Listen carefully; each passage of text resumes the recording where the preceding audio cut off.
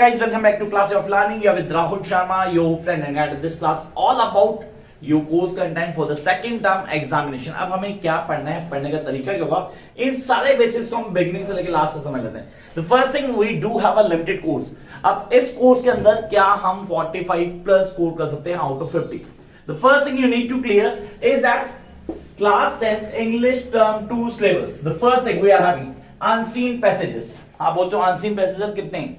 2 unseen passage होंगे हमारे पास, पहले क्लियर करना. इसी में आप लोगों की मैक्सिमम गलती होती है. आप बोलते हैं अनसीन पैसेज को करने का तरीका क्या होगा, what be the best way. You can guys please write on this if you really want कि हमें इसमें पूरे नंबर लेने.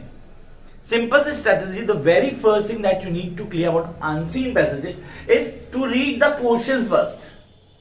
पहले आप लोगों को क्वेश्चन रीड करने हैं. जब आप क्वेश्चन रीड करते हैं, honestly when you read the question, make sure that you are not going to look at the options. जो अवेलेबल ऑप्शन देंगे उनको रीड नहीं करना, आपको खाली क्वेश्चन पढ़ना है, उनके मीनिंग को समझना है. वन बाय वन सारे के सारे क्वेश्चन पढ़ लेना है. जहां आपने क्वेश्चन पढ़ लिए, सारे के सारे क्वेश्चन पढ़ लिए, now time to go for the readings. अब आप रीडिंग करेंगे. रीडिंग होगी 2 तरह की. The first reading is known as to be a rough reading. आप बोलते हो सर रफ रीडिंग कौन सी होती है? रफ रीडिंग एक रीडिंग मैं कर रहा हूं जिसमें मुझे कई सारे वर्ड्स नहीं आ रहे और मैं उन सारे वर्ड्स को क्या करता हूं, अंडरलाइन करता हूं. उन सारे के सारे वर्ड्स को मैं अंडरलाइन करता हूं. That is known as to be rough reading. हाँ सर ये रफ रीडिंग कहलाती है, मुझे कॉन्सेप्ट क्लियर है, ये रफ रीडिंग है. Then I jump to the second part, that is final reading. अब मैं दोबारा से रीड करूंगा, लेकिन इस बार जो मैंने वर्ड अंडरलाइन किए थे मैं उनके मीनिंग को समझ जाऊंगा. So how going to get to know that meaning of that particular words known as a tough words, क्योंकि डिक्शनरी तो है नहीं हमारे पास, वहां ना ही फोन हमारे हाथ में होगा, एग्जाम चल रहा होगा. तो वहां क्या करना है, आपने उन वर्ड्स के दोनों तरफ आपने क्या किया था, आपने टफ वर्ड्स के बीच में जो वर्ड लिखा, इधर वाला वर्ड और उधर वाला वर्ड, वो वर्ड आपको क्या क्लियर करता है, वो आपको क्लियर करता है कि भाई बीच वाला वर्ड टफ वर्ड है. तो उन दोनों वर्ड का मीनिंग आपको आता है. आपने कहा दोनों वर्ड का मीनिंग हमें आता है, तो आप क्या करेंगे, आप यहां पे उस वर्ड के मीनिंग को ग्रैब कर लेंगे. You guys are going to grab the meaning. आप बाद में उस मीनिंग को ग्रैब कर सकते हैं. This is the way that you going to get the meaning of that particular word. आप उस वर्ड का मीनिंग ग्रैब कर सकते हैं. Is that okay? तो ये हो गया हमारा strategy number 2, that is the final reading. जैसे फाइनल रीडिंग होगी आप जंप करेंगे नेक्स्ट पार्ट के ऊपर, that is attempt the questions one by one. सारे के सारे क्वेश्चंस वन बाय वन आप अटेम्प्ट करना शुरू कर देंगे. This is the key that you guys need to do. So this is the way that you going to clear the unseen passages. आप unseen passage करते हैं, करने का तरीका होता है कि इन कॉन्सेप्ट को फॉलो करेंगे. ये सारी चीजें क्लियर होंगी. Then jump up to the next part, that is grammar. अब आपने कहा अनसीन पैसेज 10 नंबर है, 10 marks out of unseen passages. Then we have grammar. Look at the grammar. अब इस ग्रामर के साथ अगर मैं जोड़ता हूं राइटिंग स्किल्स, ये 2 पार्ट्स मिला के हमारे होते हैं 10 number. I repeat, grammar plus writing skills आपके दोनों मिला के 10 नंबर होंगे. और ग्रामर हमारे पास क्या क्या आता है, पहले राइटिंग में formal letter. Sir formal letter में 2 तरह के लेटर होंगे, एक होगा लेटर ऑफ ऑर्डर, दूसरा letter of inquiry. I repeat, the first one letter of order and the other one letter of inquiry. Order करना है किसी को, सर इसमें होगा कि आप लोगों को पूरा नहीं लिखना, आपको सिर्फ फिल इन द ब्लैंक्स भरने. This is easy to grab this paper. आपने कहा आपको सिर्फ कॉन्सेप्ट क्लियर करना है. The first is order and the other is inquiry, and the second part we are having paragraph writing.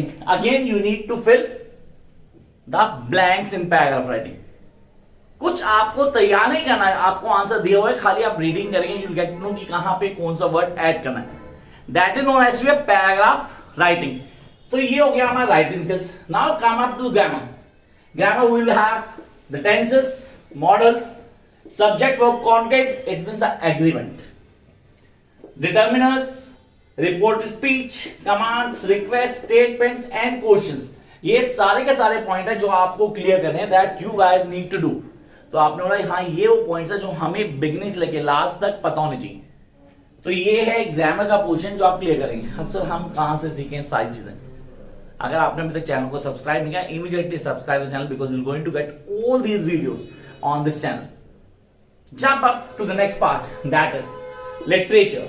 से 20 marks portion. Literature 20 number का portion है. तो अब हमें क्या क्या आना चाहिए इसमें? मेरे पास सबसे पहले लिटरेचर में 2 पार्ट्स क्लियर करेंगे. The first flight. Now what is the first flight? First flight में कौन कौन से चैप्टर आपको ऑन टिप होनी चाहिए? आपने कहा सबसे पहले glimpse of India. The glimpse of India honestly मैं बोलूं तो 3 चैप्टर्स का सम है, 3 अलग अलग पार्ट्स में आपको डिफाइन किया गया। आप जब ग्लिम्स ऑफ इंडिया को पढ़ते हैं, you need to connect yourself with the different parts of India. Jump up to the next part, that is madam rides the bus, story of a little girl. It is the story of a little girl who just watched the bus moving here and there, and the people loved to be the part of it. And she had decided that one day she's going to ride the bus alone, all alone. उसने उसकी तैयारी भी की, she ride that bus. इसका question confirm paper में होगा guys. The next one we are having the sermon at Banners, one of the most interesting chapter. You can find the video on this chapter on the channel too. And the next, the last one, the proposal. Actually a play as in your course. तो ये वो 4 part हैं जो हमें pros के करने हैं from the first flight. Now we do have 3 poems from this particular book too. The one, Amanda said like this, Amanda don't do this. This is short of poetry where she was get instructed by her mother. And the count second, the animals. Yes, the difference between animals and humans that have been mentioned by the poet. थोड़ा आगे चलते हैं, हमारे पास है that is the tale of Cursed the dragon. Yeah, the tale of Cursed the dragon. अब उसको clear करना, हमें उस कॉन्सेप्ट को समझना है. The tale of Cursed में क्या क्या होगा, उसको कैसे पढ़ेंगे, पढ़ने का तरीका का थोड़ा सा पिच को स्लो करके चीजों समझना शुरू करते हैं. जब आप लिटरेचर करेंगे, honestly when you are doing a literature, तो लिटरेचर करते हुए आप लोगों को कैरेक्टर्स को प्ले करना है फ्रॉम द वेरी बिगिनिंग. आप सारी की सारी स्टोरी लाइंस क्लियर करेंगे. It's not a tough part to score 45 plus in this paper. As unseen passages, आज से डेली एक unseen passage करना शुरू कर दो. I request you guys that start from today onwards कि आप डेली एक unseen passage करना शुरू कर दो, क्योंकि अगर आप डेली एक unseen passage करोगे तो आपकी ग्रिप बहुत स्ट्रॉन्ग हो जाएगी, आप बड़े आराम से क्रैक कर पाओगे पेपर को.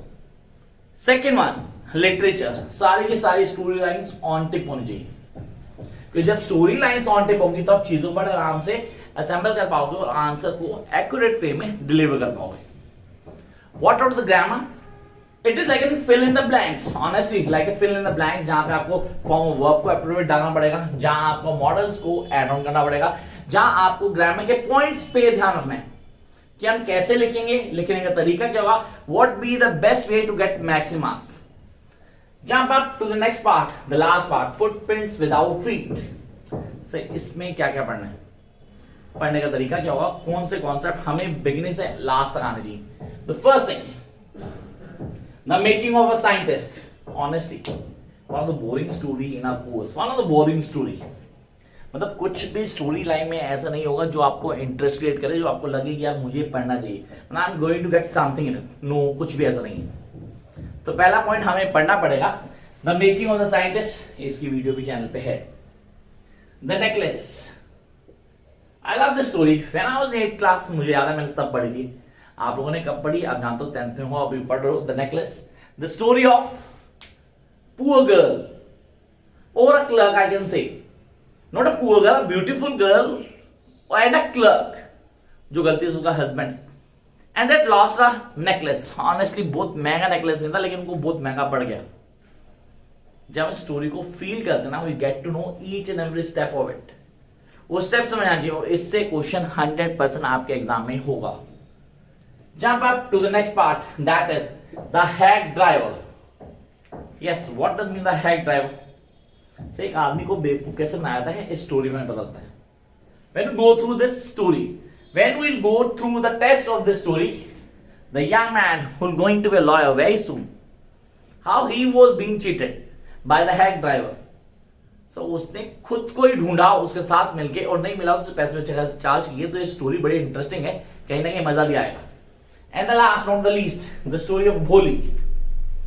भोली निकली बम की गोली. एट द लास्ट आपको पता था कि यार कई सारी चीजें जो हमें क्लियर कर लेनी, तो आप लोग this is all about the Bholi. And the last we are having the internal assessment, ASL भी कहते हैं आप लोग. अब बोलते सर 10 नंबर तो फ्री के हैं, क्योंकि स्कूल वाले ये आपको जरूर दे देंगे आपकी इमेज बिल्डिंग के ऊपर. अब फर्स्ट टर्म का रिजल्ट अभी आया नहीं है, सो सेकेंड का टर्म का कोर्स कंटेंट हमें मिल चुका है, क्योंकि अब टाइम है नहीं आपके पास. Almost at the end of April you are having your exams. आप कैसे करते हो, करने का तरीका क्या है, किन पॉइंट्स को क्लियर करते हो, कौन सी चीजें आपको बिगनिंग से लास्ट तक आनी चाहिए, ये सारी की सारी आपको फॉलो करनी है। For more videos like share subscribe. Bye guys.